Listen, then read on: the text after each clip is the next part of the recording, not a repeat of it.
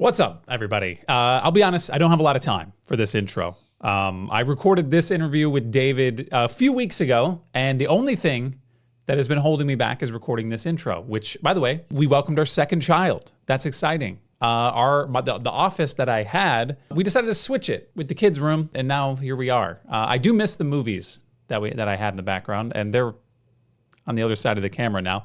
Trying something different with the background, so let me know if that's interesting to you in any way. Two-kid life has been intense, I'll say that. There hasn't been a lot of opportunities for me to do this stuff. I was able to squeeze in an interview with David and just kind of chat with him, so you'll get to see that here shortly if I stop talking. But I'd just like to take a second and just be like, holy crap. People with 2, 3, 4, 5 kids? How?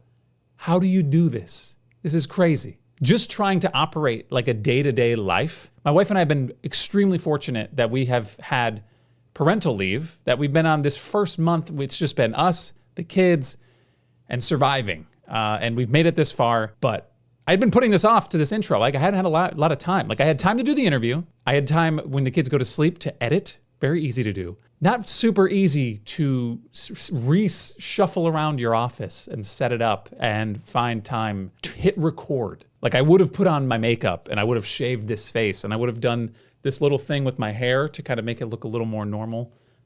Maybe even gotten a haircut, who knows? Not a lot of self-care going on when you have 2 kids, especially with a newborn, but that's okay. We're making it through and this is being recorded now. So that's exciting. Hopefully this door doesn't bust down and my toddler come in here and just start like wreaking havoc, but we'll see. So I definitely have to say shout out to my wife for allowing me to sit in here and lock myself in a room for, a few minutes and just record this. Shout out to her for letting me do this because I can't believe I'm in here right now with a closed door, no kids, it's crazy. But I'm doing this to intro my guy, David Tomchinsky. I'm super excited that we were able to sit down, have a conversation. We chat all the time, we text all the time. We go way back. I've helped him with his podcast. He's come on The Chunk, a lot of the stuff that we did with The Chunk. I don't know if you even know what The Chunk is. Some fun stuff we did during COVID, a little bit before COVID, where we were just kind of messing around. But we get into that. We get into some other stuff, and I'm hyped to have him on. Enjoy my conversation with David Tomchinsky. See you later.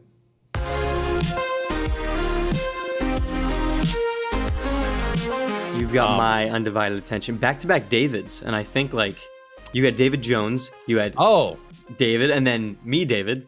It's a David Palooza. Yeah, that's actually, I don't know what is that. The David per capita, per podcast is actually crazy. Now, maybe I could just change the podcast to just, what's up, David? Or what's Dave? What is David doing? And just see how many Davids I could get on here and see what's going on. Yeah, cast a wide net, yeah.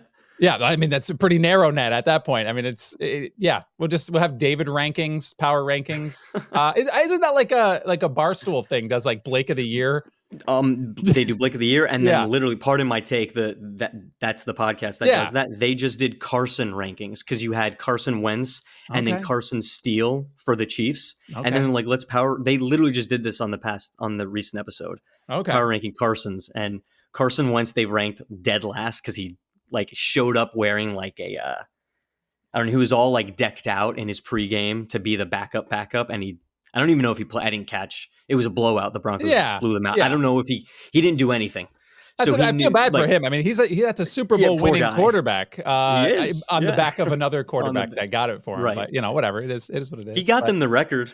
Yeah, his fall from grace, he fell off. He was at the height, and then MVP consideration. But anyways, power ranking the Carson. Yeah, no more Carson talk. We're here to talk about David, and specifically you, David Tomchinsky. I appreciate you hanging out. Obviously, every time we communicate, we go way back. Content, we've created stuff in the past. We've bounced ideas off of each other, and I think that's what's been really cool about our relationship is that we're always willing to just reach out and be like, dude, what are we doing here? What? I feel like we keep circling the wagon, and at some point, we're going to wind up working together on something legitimate. Legitimate, we've done podcasts, we've done some fun stuff, but I think we're getting there. All right, we're getting there. At some point, I think we're gonna professionally get to that area where it would not surprise me one bit. No doubt. So I know that we like I said, we go way back. We both went to Lemon Bay High School. Shout out to Lemon Bay. We grew up in the Inglewood atmosphere. And I know if you've watched prior podcasts, we've had people on that have been in that same area. I know Reggie's. We talked extensively about Inglewood, but Your time, I love to just get people's time in Inglewood, right? Real quick. Yeah. We don't have to talk about it too much because it's we don't have to get too deep into it. But what was your experience like in Inglewood? And I know you always fascinated me as somebody who actually enjoyed running and did it for fun. And I was like, whoa, bro, that's crazy. Yeah. It wasn't always like that, obviously. The chunk and underrated, this whole your friend group that I'm in, but you guys are a little bit older, like a year or two older than me. So chill, man. Chill. And you We're guys not that play old. I know. Yeah. But it was like more the basketball guys. So I was always friends in that group. My time in Inglewood started with that group. So I moved to Inglewood the summer before 7th grade. It was actually right before the craziest hurricane season. Well, up until recently, craziest hurricane season we've had in like the early 2000s. So this was like 2004, like Hurricane Charlie, and that was the year of Katrina. It was like crazy times. But I moved on the same road as Ryan Lynch and Reggie. So running, I run around playing sports in the neighborhood. I always wanted like oh my gosh, it's like the times we think about right now, the funnest times of your life are just playing. It was so great, and it's still there today. So we lived right near the middle school. I'm sure, I believe you and Reggie lived right next to the middle school. Right. Yeah. And I was just a little bit further down Wayne Road at the end of, but next to my house was an empty lot, kind of like in Hey Arnold, like the vacant lot, Gerald's Field. We had the side lot that's still to this day, there's not a house on it. And that was like, what I think back to the best times of my life, 100% were on that field. So we play baseball, football. Ryan lived behind me. Reggie lived down the road.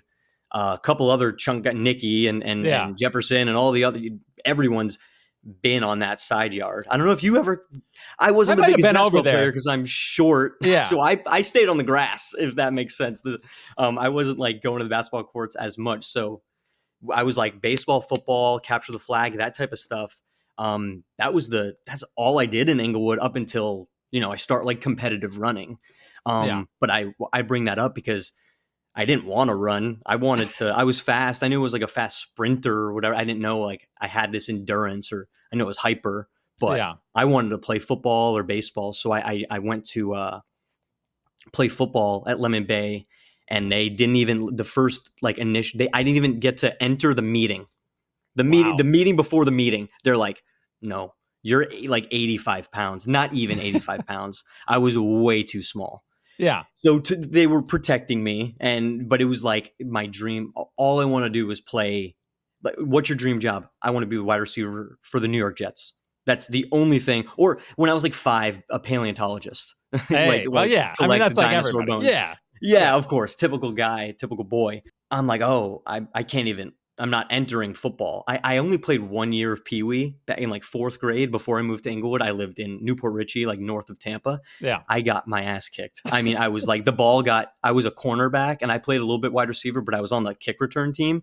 It's 4th grade, it's little kids. Right, so I was like, I wasn't all the way back the kick returner. I was like one of the front lines, which blocking, I don't know why you'd want me blocking. Fantastic. It would always come to me. It was like an onside kick style. The ball would just like dribble to me. My pads and my helmet were too big. I was too small. For those who don't know me, I'm like, now I'm like 5'7", and I've like grown a little bit, but like I was the smallest kid. So all I want to do is play football, and I was like fast when we were playing on that side yard with everybody in Inglewood.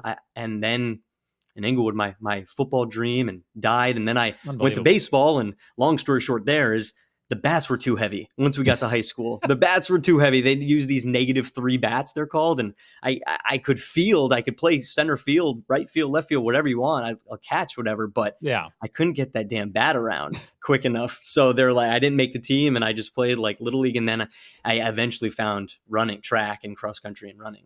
That's a shame that they didn't recognize the talent of like a little Danny Woodhead or like a little Darren Sproles or something like that.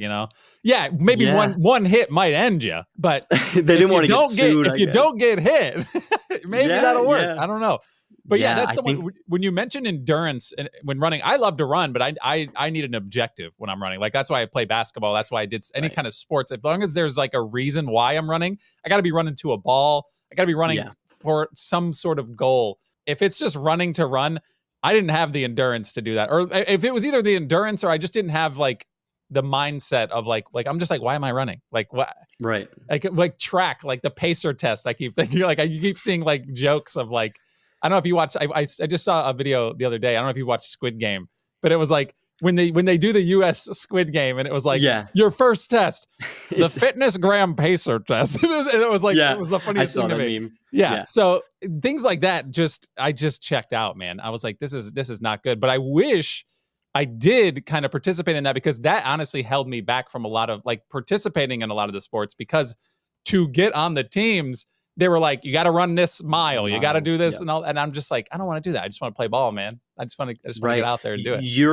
Your thought process is exactly what mine was. I want to catch a ball. I want to hit a ball. I want to run after a ball and catch it. If I'm in the outfield or playing wide receiver for a football team, that is the most fun. Like, I have a 2-year-old son. He's now starting to throw balls. I'm like, dude, when I don't want time to go too fast, because you want to, you blink and that happens. Cherish the times you're in now. But when he gets to the point, like bringing him to a field, just play catch, could be awesome. It's the most fun thing ever. And you go and you run after the ball. You're not like, I'm sure we'll, maybe if we dive a little bit deeper into my running career, don't want to bore people because it's not that exciting, but I agree with you. It is very hard to have that mindset. No doubt. And I know good news for you is when your son's growing up, you're going to be bigger than him for a good amount of time. So you can bully him a little bit. You can get that feel, right? You're like, take this, finally. Little guy. All that pent up, they said I couldn't do it. Like, okay. I know there's dads out there that are doing that. Yeah. To an extent, obviously we're not psychopaths here, but you got to keep them in I know check. What you mean. So speaking of running, and I mentioned that because one of the first times you reached out to me about creating like your own content was the Runners broadcast company that you kind of started and created there with your friends. And you kind of obviously bounced some ideas off of me on how to start the podcast, ways to record and all that stuff. And I was happy to help, because anytime that somebody reaches out to me with ideas about content, I just love talking about it. Like, I love trying to figure that out and help people do that. What was the idea going behind that? And obviously I know the idea of creating something and having it fizzle away. Trust me, I get it. Yeah. How did that happen? How did it start? And then what was the downfall of that? Yeah.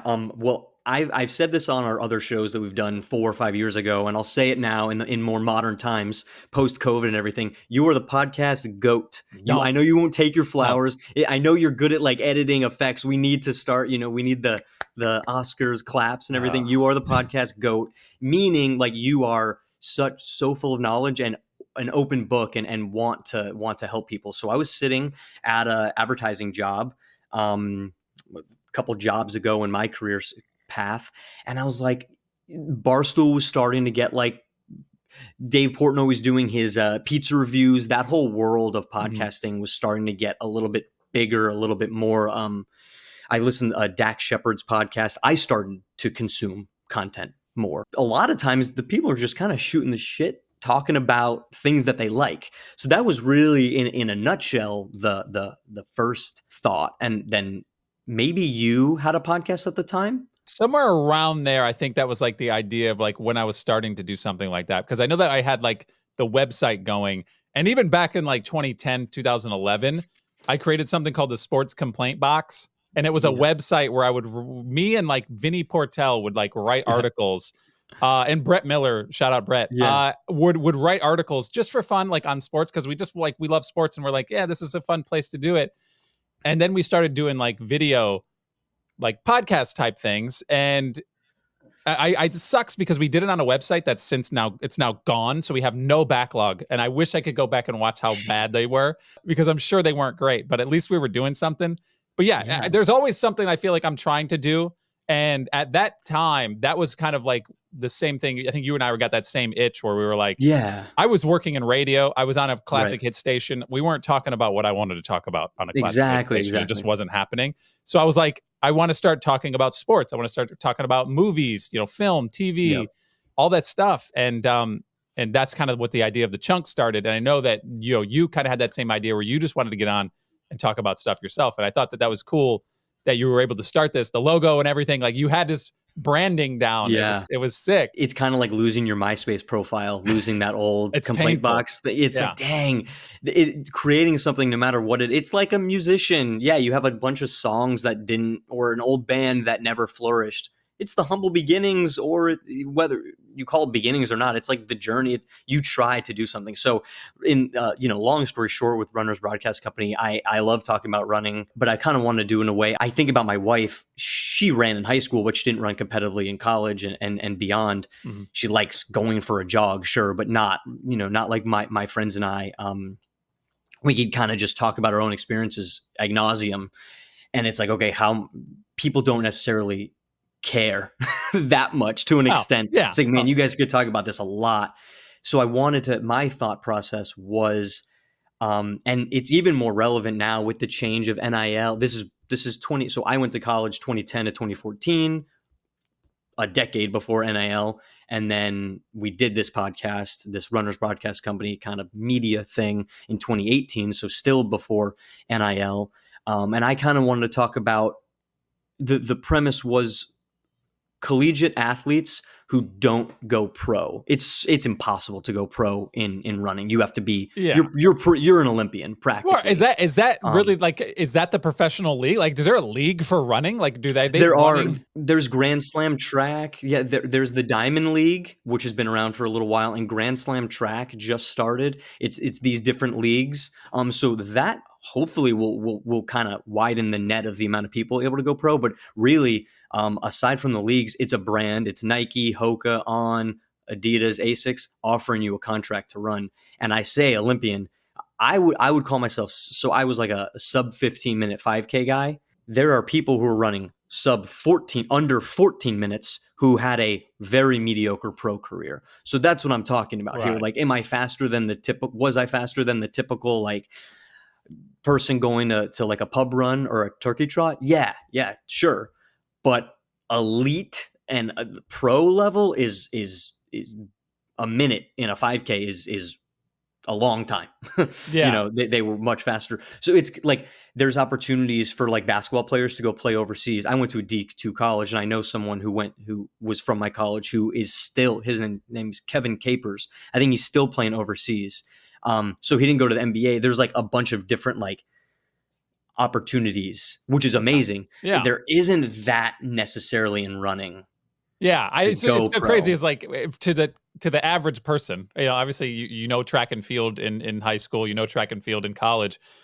After that, if you're not an Olympian, you don't know, like, what are they doing? Like, it's like, is there anything else for them? I didn't even know that there was. Yeah, a lot of them go and work in the running industry, which I did for a running store. Some of my best friends work for running companies. Again, they're not competing. That's just their career path.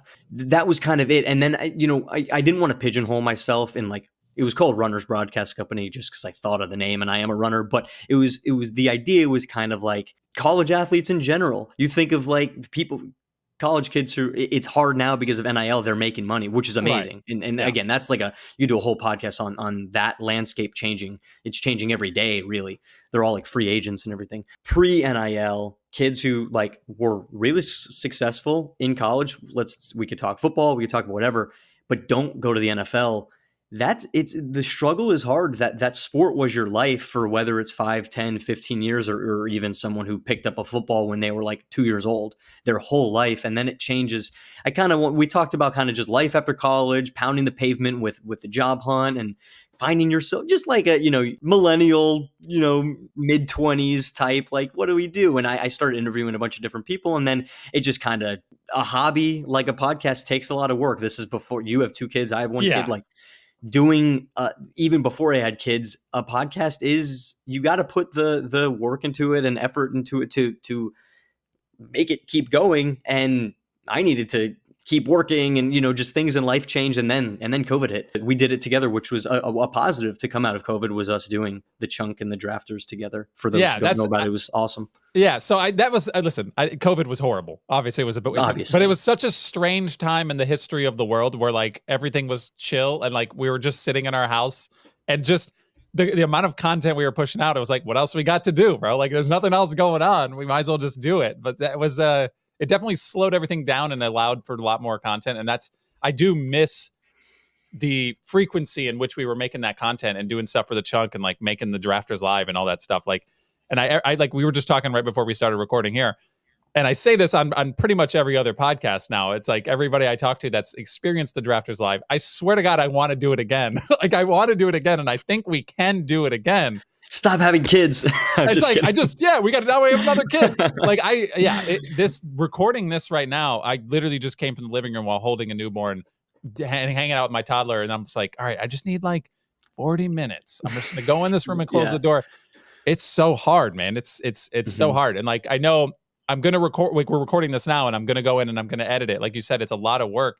And that was one thing that I did with the chunk that I asked my friends to be a part of it, to just come on, like just come on, hang out, give me the time. Never, ever did I ask them to like edit or post things. And as much as I would have loved the help, I would never expect that of them. And I honestly, like, I probably would have an issue delegating that. And you know what I mean? Like knowing that how I want so it. Much. You did so how much. I want it. I'm like, I don't know if this is what I want, but we'll see. Fast forward to now, I have this podcast, which is just my baby. And this is like, I'm just hanging out, talking to people, and I love doing this. But we have the movie Propcast that, again, because we just had another kid. It's like we're waiting on that one to come pick back up again. But Tyler's been awesome to be able to do that with him, and we've been able to bounce ideas back and forth. And like that's really a fun environment because he's passionate about it too. Yeah. So that if you can find something like that to get an idea off the ground, if you can find somebody else to like be able to bounce ideas off and they're just as passionate and like just understanding like what the goal is, that can create something that might be lasting. But I totally get how you can have this idea, because it just parallels with the chunk. Had this idea, you're doing a lot of stuff and you love doing it. And then you're like, this is a lot, bro. Like this is a lot. And I need to do other things. Yeah. You feed off people. Go. Yeah. You feed off people. And that's where you mentioned a little teaser of maybe our life beyond and what happened. Like, we have worked, we like haven't made money together. We can, you know what I mean? Yeah. But we've created content together, and I feel your passion. So I'm usually the one who's like have to give like the rah-rah speech to get like people amped about this podcast that we're doing. No detriment. Like one of my best friends, Chris, who came on the Runners Broadcast Company podcast all the time. He's a doctor, and he was in his residency. So he just was able to, and I appreciate his time so much, he was only able to give me a certain amount of time. Right. This isn't his like thing. He's a doctor now, like a full-fledged doctor. So that's just one example of like, he wasn't able to give even 20% of what he'd probably want to give. So having Tyler, that's why the movie podcast, it'll always live because you both are passionate about it. It'll be around. Like we always go back and like, I'd love to do more. I'd love to do everything more consistently. Yeah. And I think that's one thing that like every year around New Year's, I'm like, this is the year I'm going to get my time management in order. I'm going to totally crush it. I'm going to clock on it. I'm going to put my whiteboard calendar up and say that 6 to 7 p.m. I'm going to be very productive today. And I just don't do it. And it's like, it's insane. It's so crazy how fast a day can just disappear. Oh, yeah. When you start it and you're like, yes, I have to do this. I have obviously my family. I have to take care of that. There's stuff I got to clean around the house. At some point, I'm totally going to have time. But if you don't actually say out loud in the morning to everybody in the house, like, hey, I'm blocking off this time to walk away, it's never going to happen. It won't happen. You're never going to happen. And even if you thought you did have the time, you picked up your phone and you scrolled social media, and you just realized you just blew 30 minutes. You probably could have been being productive. That is so scary. And I'm not the type of person that's like going to delete all my social media apps because I need that to promote what you're seeing right now. Right. So it's like a catch-22 of like, I want to create content, but I don't want to see content. That's not really how social media works. It's just, it's hard to just shut that off and really lock in. And I've been trying to do better. And I think I have been taking steps towards making my time, like downtime, more productive. But it's so scattered. It's so hard to like focus. And I don't know if that's something that you experience, especially now that you have a kid and you're running your own business. It's like, where are you taking the time for yourself? I think it's important everybody does it at some point during like a week. Find like a little bit of time, but like, what's that look like for you? Yeah, I guess I want to first start with the caveat of like, I don't want to, shame is the wrong word, but I don't want to, even if you don't have kids, it's hard. Yeah. Like we were saying, it was hard to get people like amped up, even like during COVID. None of us really had kids. And even then it was kind of just hard to like keep something afloat. Oh my God, does the game change when you have kids? It's Yeah. it's crazy. I mean, I'll say something that it's a good example, running, something that I try to do for myself at least 3 to 4 times a week. I've had a lot of injuries post-college. Just running beats the crap out of your body, obviously. So I try to run, like, I space it out, like Monday, Wednesday, and Friday, let's say, for example. Okay, when do you do that? Luckily, I have my own business, so that's great. But so I dropped my son off. He's at daycare now. Before he was in daycare, good luck. I don't even know what that schedule of running and working out looks like. You got to take turns. But we had him at home with us for the first year. We gave ourselves as much. My wife and I, we tried to take time for ourselves. That's way easier said than done, as you've been Right. saying. It's like the day that person. It'd be way easier having two people handle this, and then dinner, and then dishes, and then, not just dishes, pots and pans. That's easy. Oh, yeah. They're bottles. They're all this stuff. It's like the game changes. It goes, you're in the minor leagues, let's say, and then you go to the major leagues, or you're in the major leagues and then you go to like the whatever is above that, I guess. So running for me is something that I like to do for myself. I'll drop him off at daycare when his daycare is open. They follow the school schedule, so they had like a winter break. So I pretty much didn't run winter break. And so I'll come home, I drop him off at like 8 o'clock, come home, and I'm running at like 8:30 to 9:15ish. Again, before I'd have to be at work at 9 at an office and stuff. Right. So that's a benefit. I'm sure we'll dive into a little bit about what I do now, but I own my own business. And I always thought, like, man, I wish that I could, it's not a matter of not wanting to work hard. It's a matter of, I wish my schedule was a little bit more flexible, where I could do just the simple fact of running, Right. because that is something that is good for me to go get out and do for 30 minutes. So that's one example of something, like a way to fit it. But again, when his daycare is closed at night, but then daylight savings happens, so it's getting dark at like 5:30. So it's hard, man. It's really hard, and I want my wife to be able to go to. She wants to start doing more like like Zumba classes or Pilates and stuff. Okay, we got to plan it around, and what does dinner look like? Every day is like a different mission. This is like, we could do a whole podcast just about parenting. Obviously, it's not the first to be done or not the first to be talked about. No, but this is actually, I think, groundbreaking territory for a podcast. I don't think that anyone's ever gone here, and this is why we're doing it. This is why people are listening for this. Everything you're saying, I totally understand. And like you said, we're not shaming people who don't have kids, because we felt the same way when we didn't have kids. But now I'm like, running was like, I couldn't even find the time to run.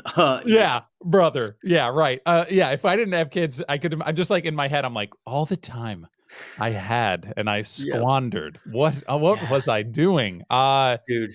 Yeah. It's fascinating just thinking about that. And right now we have like a 3-week-old, like not even 3 weeks. It's crazy to have 2 kids at this point, like to come home and just reset. Like 4 years ago, we did this. And I was like, yeah, that was crazy. And it was during COVID. We were kind of spoiled in that way, where it was like, we were both at home all the time to take care of this kid. It was amazing. It was I'm not gonna say it was easy. Obviously a newborn's not easy.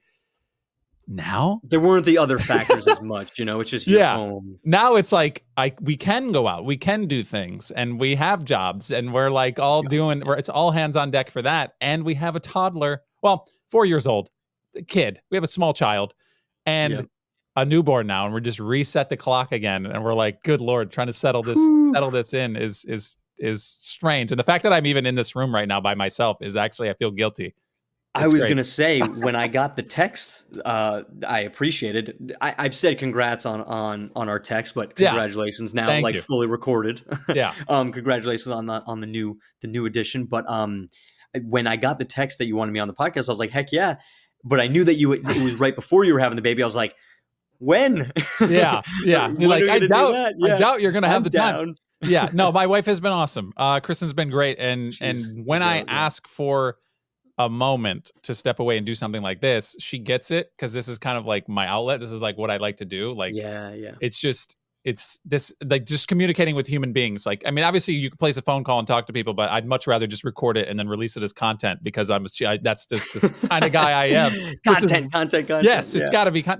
No, this is the point human of this connection. Podcast. And I just like talking, and I like creating content, and I want to have this like catalog of stuff that I've created, whether I'm in content creation or not. And I think that that's something that, like, we've had a lot of conversation about before in my previous job where I was creating content for people and like helping them like do this and create kind of short form content. And then I kind of quickly realized I probably could just be doing this on my own, like professionally. Like if I wanted to, I could flick the switch tomorrow and just like keep doing it. And that was kind of the mindset that took me to where I'm at now. And we've had conversations during that, that realization where I was like, I know you've got a business now. It's Culture Coast Creative. And I'm super envious that your career path has taken you to this point. And I do it while we're on it, let's just talk about it because I'm curious. I know way back, I mean, I worked for iHeart for a long period of time. And I know that there was a period of time where you jumped in at iHeart. We had communications. You came up to the building I was working at. Your career path as it got to this point, I'm curious what led you to just say, screw this, I'm going to do it myself. Like, because I feel that. My wife was a big factor. I'll give like a little bit of a, I don't want to go too in the weeds, but so I majored in communication broadcast journalism, thought I was going to work in news. I'll do this quick. Got a job working at a running store, started managing their Facebook and Instagram account. That's important because that's the first business account I managed. I won this contest through Nike to post a picture. And I was like, oh, I think I do this pretty well. And this is when video content wasn't really like short form video content wasn't like TikTok was not a thing. And Instagram videos weren't even really Reels obviously didn't exist because that was a kind of their take on TikTok. So it was like a lot of pictures and, appealing pictures and people still taking pictures of their food and stuff. So I didn't see that as like I'm going to be this like social media manager. But fast forward, I worked for an advertising agency. Then I worked for iHeart. I was in my 20s, just kind of bouncing around, seeing what's out there. And then I worked for that marketing company. This is right before COVID, or I worked in a marketing department for Tervis Tumbler and the local cups. Everyone hell of a cup. I'm drinking out of one right now. Actually. There you go. I usually have mine, but I got this nifty big one, a competitor. But anyways, and I wasn't enjoying it at all. And this is I was just not loving work. It was not for me. Just sitting at a desk doing really nothing creative at all was not for me. And that's the first time my wife said, well, why don't you, at your previous jobs, you've handled these Facebook and Instagram accounts and you edit videos and you know how to do that. Why don't you go and do that for just on your own? This is, again, 2019, right before COVID. Some call it divine intervention, call it whatever, like a higher power was like, it wasn't time. I was like, no, I don't want to do that. I don't even know where I would start. I get a job working like in the YouTube entertainment industry. That was a crazy job, like crazy hours. This is through COVID now. This is at the same time we were doing the drafters and everything. So I'm grateful for that job to get me like through that time. There was a lot of fun moments. There was a lot of crazy moments. And then my wife and I started talking as we kind of like the curtain starts peeling back outside of COVID and we, the world starts opening up a little bit more. And we started thinking, okay, maybe now's the time that we want to start a family. I can't do my current job with a family. Right. I don't know what that would look like. It was crazy, just crazy hour. Long story short, crazy hour. You kind of know the backside of it. Crazy hours, and then my wife kind of nudges me on the shoulder. Get your own clients. And it was, and then the light bulb. It was time at that point. I had made some connections. I kind of fine-tuned some skills. My first clients were people I met at the job. At that previous job. So I wouldn't have, if I had started the company before, I don't know, it would have been a little bit harder to get kickstarted, but that's how I started the LLC in January of 2022. So 3 years ago, reached out to some people, made a Facebook post, got a website that I was starting my own business. And my career has, your listeners, people who know me and people who don't know me, it was a little chaotic. It was, as is a lot of people in their 20s, I wasn't getting fired from jobs. It was just, I'd leave because seek a different opportunity. And now I've been at this position, my own position, for 3 years. No, I'm super envious that you actually did it. Like, you know what I mean? Like, this has always been like a thing in my mind where I'm like, this is something I could do. I could do this. You can do, yeah. But just the fact that you locked in and did it. And then when you did this, obviously I got into this. And like I said, I kind of touched on this, but we've had conversations that are skills kind of align in a way that like we could really work together and do something for people if we wanted to do that in the future. And Legitimately. I'm always open for it. But I'm also a total coward right now. I'm like, I don't want to rock the boat. I'm like, I'm doing what I can do, but if something happens, sure, I'll be here. But it's a different territory there when it's on your own. So I kudos to you. I totally respect it. Yeah, it might. Obviously, nothing is even like the life of an NFL player or the life of a celebrity actor isn't. Things aren't perfect. Right. So no, but working for myself has been as close to a dream job as I thought I'd ever get. I thought something was wrong with me. I was like, can I just have like a normal job? I never worked like just a normal job. Like something was always like really either wrong or backwards or was just didn't jive. I don't know. And I was like, am I the problem? I don't think I am, but no, I know that I'm not. And meaning like, am I ever going to find that career, that job that I just enjoy? And it's not like, I don't want to get a new job after a year. So my day to day, I run Facebook, Instagram, TikTok accounts for small businesses. It's not like I'm not like exclusively running them for small businesses, but a lot of them are like a small food truck or a family owned pool company. I have a car dealership, so that's what I mean. It's not all small businesses, and I'm their content person. I'm the person putting out all of their Facebook and Instagram content, pictures. Video is king. I mentioned that when I first started. I've kind of like our generation has kind of evolved with the birth and change of social media, and maybe the death one day. Whoever knows what happens. TikTok might be dying here pretty soon. It might be dead by the time this podcast comes out. I don't know. Yeah, I don't really know what the future holds for anything, but definitely not social media. It's like pretty like volatile and crazy. But no, we've seen the change, and I've kind of just like, I used to carry around in college a big Panasonic broadcast camera to get content. And now I go to a car dealership and I get way better looking footage with my iPhone. I have a Canon camera, but like the iPhone's like incredible. So it's just like and I didn't even have an iPhone back in college. So it's just like, that's like a true definition of like how much things have changed. So that's one thing. Is like, I know like if I did something on my own and like you obviously you have built something and carved out something that is sustainable for you, and that's awesome. But scaling it, like if that's something that obviously, like you just said, that you'd like to visit in the future. That's what I was getting at. Yeah. But before you started this, I know this is the answer for you right now, because this is what's you're enjoying yourself, and you're doing it all yourself. Yeah. When you started your career path, was there something that you were like, this is what I want to do for sure? Did you have that like locked in where you were like, I know exactly where I want to be? And is that where you're when at I now? Started this job? No. When you started, like just a kid, you're like, obviously, you're not going to be a football player for the New York Jets, but was there like a dream job, like when you came out of college or when you were at college? It was dream ideas, I guess, because I never even got. It was like I'd see Bob Costas or Adam Schefter guys. Yeah. One's a commentator, one's a breaks news, and I guess I don't know what Adam Schefter is, an insider. Insider. He's an insider. Yeah. So I'd look at those guys. I'm like, I would love to do something like that. Dream job, something in broadcasting, being like an anchor for ESPN. That's cool, but like that whole news, it like sucks. It's like you get paid nothing. You work the graveyard shift. I had some internships in that world, and that quickly was like, everyone is miserable. No offense to people working news, but like everyone knows that you have to like, I was like, oh, I don't love it enough to do that. I was sometimes envious of people who were like doctors and lawyers. They have so much pressure on them, but it's like, oh, I wanted to be this. So I went into school to be that. I didn't necessarily have that. And again, back to kind of, peeling the curtain back of like some like, self-deprecating thoughts of like, what's wrong with me? Why do I not know exactly what I want to do? I know I'm not alone now. A lot of people talk about this. And also I went to a school that that only had like news. So I guess it was always like some type of advertising or marketing back like when I first started, like in college. But when I was a kid, like I said, football player, man.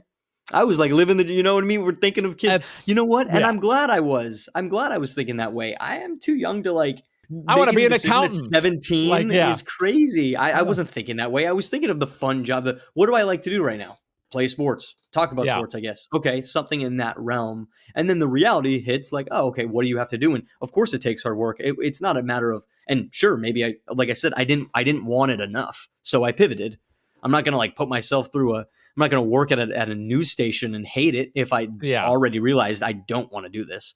And money, I'm not like a money driven person. Clearly, you need to make money, obviously, but like I don't have like these dollar signs in my eyes. Like, how can I make the most money? But you make terrible money in news. So I'm like, well, then what is the point? Yeah, I do kind of wish I wish I did have money in my eyes when I was younger, because I probably would have been a little more motivated to do something else. Not invest in. I wish someone told me like 2015 to get Bitcoin or something. Just grab a couple Bitcoins and you'll be good. That'll solve all the issues. But no, I 100% feel that I knew where I wanted to be. And like you said, it's kind of in that same realm where like I wanted to, ever since my freshman year of high school at Lemon Bay, where I was like, I took TV production and I was like, TV production changed our lives. Yeah. This is sick. I was like, this is awesome. Like, I want to be a part of this.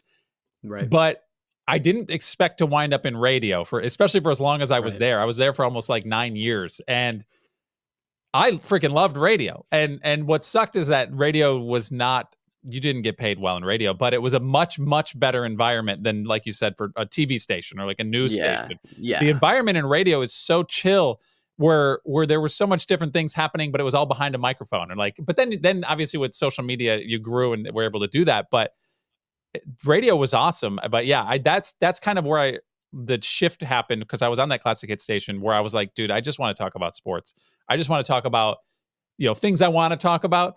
And now in my head, even now, I'm like, at some point, if I could just get to a point where I'm being compensated for creating content like this, that's when I'll know I've made it. Like, if I can get a job where I'm I'm creating content, even like producing it, whatever it might be, I don't have to be in front of the camera, although it would be fun. But yeah, just if I can find that at some point, and that's always been the end goal for me, and somewhere down the line, and I say to my wife, I'm like, yeah, having a retirement's nice, like having a retirement account, and we've got that, but it's like, I don't know if I want to retire. If I get the job I want, I'm going to be like, oh, well, never mind. I don't want to say Skip Bayless. That's a bad time. Bad time to talk about Skip Bayless, but an old ass dude just talking old sports. And I'd love to be that guy at some point. Yeah. So yeah, it's cool that as we've grown, as social media has grown, you look at companies like Barstool and several others of their competitors, that's kind of it. It's all these people who, I don't know, I didn't know what I wanted to do, but I like this. Whether, why would you go down the news path so now colleges have totally changed. They have a sports communication that's again, I went to Florida Southern College in Lakeland. It was just the communication department was news, print and online media was one. News, print, online media, interpersonal communication, and advertising. It was those three pillars. Now advertising's gone. News is like dying. They probably still have the interpersonal, but now it's sports communication. There's film. People could start their own little production company. It's really adapted. And I'm just using my college as an example. They were probably behind the times. Places like UF and stuff were probably doing more sports communication focused, but it's people, they funnel into companies like I'm using just Barstool as an example because it is kind of like just it's the big hub of honestly like what Barstool's created, just that these are just like everyman dudes that are like they're not athletes, they're just dudes they're now getting paid to just sit there and BS, which is it's awesome. I mean, what they've created is insane. And to get anywhere remotely close to that world would be sick, to just be able to pop on a microphone with some people that you work with and just talk about sports. Yeah, just living in that universe. Yeah, is really what it is. Yeah, that'd be sick. We could keep talking about this. Obviously, that's the end goal, and that's kind of what the chunk was. And every little thing that I wind up creating is just to have more stuff on file, more stuff that I'm doing where hopefully somewhere down the line somebody's like, hey, this guy can do this stuff. Like that's kind of all I'm doing here to just kind of keep the ball moving in a direction that I want it to go in. But that being said, I want to focus on my family. I want to focus on everything else. I realize that people who focus on their careers exclusively, they probably get to where they want, but I'm happy knowing that I have what I want, right? It's like, and if I get there in the process, that's great, but I'm not like sacrificing what I have or what I could have had for that. I don't know. It's a weird Right. balance, but you recognize that you probably could get there faster if you just put your head down and went for it. But just different people's career paths are always fascinating to me. That's why I always kind of ask people what they've been up to and kind of how they've gotten to where they've gotten. But I love where you're at though. The Culture Coast Creative is awesome.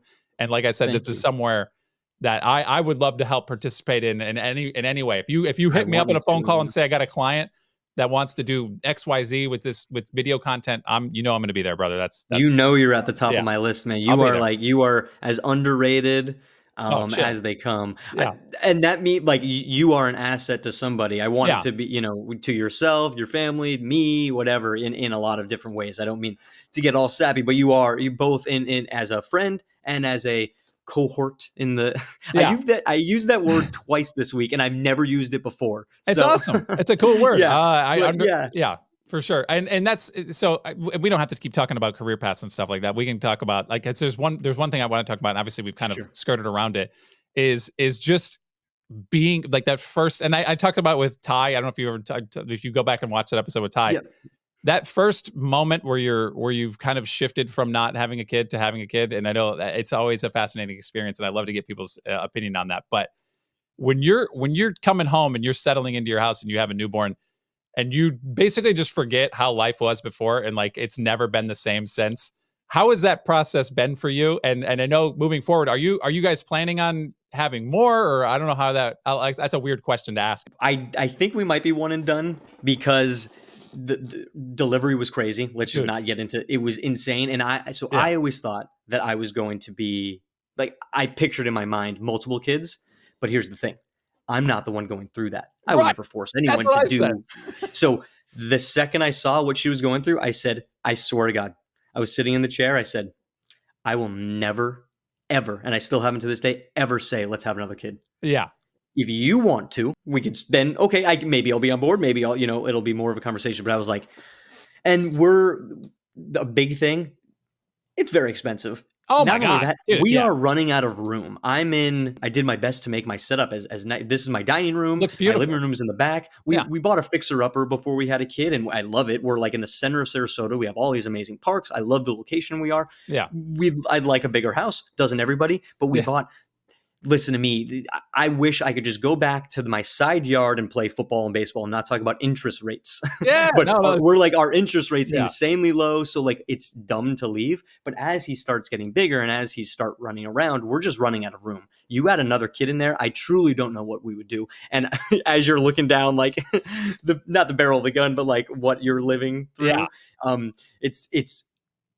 I always thought in my mind we would, but at this point, we're chilling with the one and seeing how we're doing. That's a good answer. House would explode. Our house would explode. A great answer, by the way. And that's exactly how I felt. Anybody who's seen that process, you're like, dude, I am so sorry. It's like, I'm so sorry that you had to go through this. And that's how we felt. We were, and you said you're on 2 years. Right now, he'll be 2 on Monday. That's he'll be awesome. 2. I get what? Yeah. Happy birthday to him. And thank you. And so that's about kind of where we were. I think Elodie was about 3, and it wasn't until she started talking, and this might be the case for him too when he gets a little bit older. But when they start talking about siblings or other kids or like big sister, little sister, just like start learning about like what brothers and sisters are. Right. That was 1,000% the driving force. We had no, I mean, we told people we're done. We're like, this is it. We were that. Yeah, that's why I can't say. I don't know. I know. It's such a weird feeling. We didn't think we'd be here right now. We didn't. Mm-hmm. And I can promise you, I can promise you now, we're 2 and done. All right. We're not. Yeah, now you could say it. I think that's because we checked both boxes. We have a boy and a girl. They each have siblings. Yeah. We're done. All right. If they start talking again, I feel bad. The little one's going to be like, I want a little brother. No. Sorry. Look up. Just look up. That's your get a baby doll or something else. You get this or this action figure, and you're gonna have to deal with that because we're cooked here. No, but your family's beautiful, man. I'm so happy for you. Yours as well. But I will revisit this conversation in 1 to 2 years and see where it's at. You very well could be one and done. We thought we would be, and honestly, we probably should be. I'm not going to say that now. We have a beautiful son, but I know what you mean. In this economy, in this one and economy, done seems like where most people are lying if they even choose to have kids. Some people though, I'm looking around and I'm like, how do you have 9 kids? How do you have like 6 kids? I'm like, people who have more than 2, I'm like, what are you doing? Like, are you millionaires? Like, this is insane. I don't know how they would do that. Truly, not that's like everyone's journey is their own. But I'm like, God bless. There's no way that their credit cards are maxed out. There's no way. I'm like, how are you even sustaining that many lives? You just throw $60 like it's like, and I'm not made of money. No, and that's hell, not a that's I'm not a cheapskate, dude. Yeah, I'm so cheap. But you just eat like at Costco, so that's a good place to try to save money.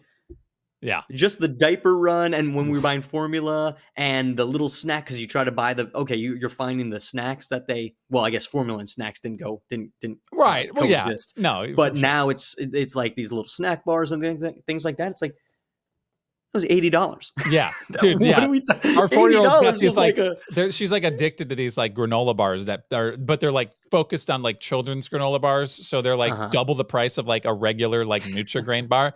And I'm like, please just try this Nutri-Grain bar. It's like the same crap. Can we just like $1.19? Can we just stop being addicted to like? It's so funny when they get a little bit older and they're like, this is my brand, and if you change this, if I see any difference in this bar of freaking Nutri-Grain, whatever it is, fruit, I'm gonna throw up. And I'm like, okay, all right, this is insane. I want to make sure to answer your first question before we asked about how it changes your life, like when you go from, because I definitely you talked about it with Ty, and I laughed about the car seat story he told. Yeah.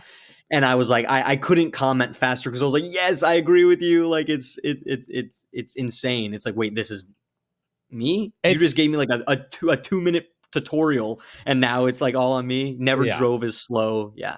It's wild though, like in the hospital too, because they're like, you just had this kid, obviously your wife's healing, and then you're in there just fighting for your life to try to keep everybody afloat. You're like, what the hell's going on? That they do just like, they close the door and they're like, yeah, just, keep an eye on it.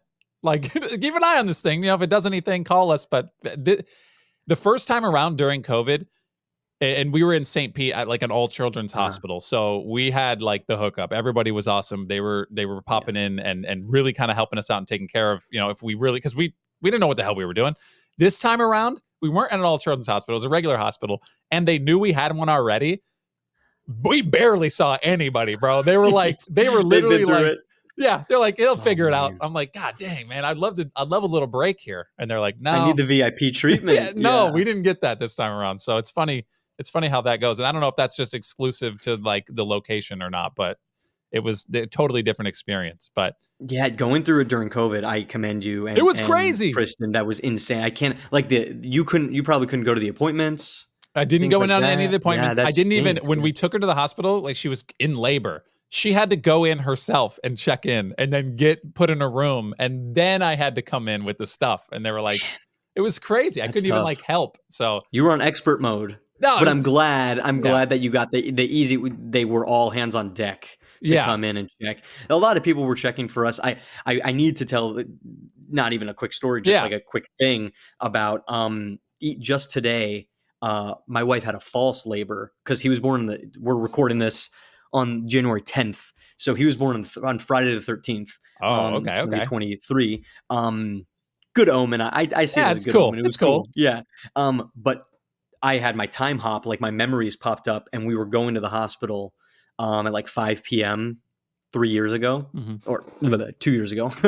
And I look, and we just look so yeah, she was pregnant, and she, she looks tired in that aspect, but we look so different. Yeah, it's I'm like, you kids have no idea what you're about to get into in the most beautiful and scary way. A hard part for me the first year was you're kind of like you said that it was nice for you to come into this room and talk to me. Yeah. Because you're kind of in like a bubble, like an island. It's like, even when you're getting news, like football news outside, you're like, oh yeah, I forgot.